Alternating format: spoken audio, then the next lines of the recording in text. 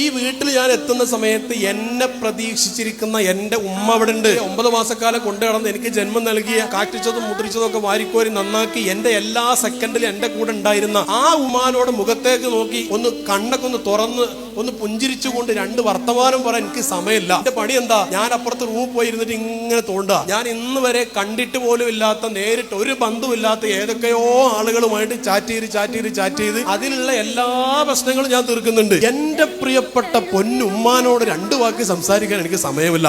എന്നിട്ട് ആ ഉമ്മ മരിച്ചിട്ട് സങ്കടവും പറയും, എന്നാലും ഉമ്മ മരിച്ചു പോയല്ലോ. അതിലർത്ഥമില്ലാന്നാ ഞാൻ പറയുന്നത്. ജീവിച്ചിരിക്കുമ്പോ ഈ കുടച്ചാക്കറൊക്കെ ഒന്ന് മാറ്റി വെച്ചിട്ട് വാപ്പാന്റെ ഉമ്മാനോടൊക്കെ സംസാരിക്കുമ്പോ ഇതൊരുമാതിരി കളിയാക്കുന്നതിന് തുല്യാണ്. മൊബൈലിൽ പറഞ്ഞോ കളിയാക്കുന്നതിന് തുല്യാണത്. ഈ ഭാര്യമാരോട് സംസാരിക്കുമ്പോഴും അങ്ങനെ തന്നെ അൺഡിവൈഡഡ് അറ്റൻഷൻ വേണം.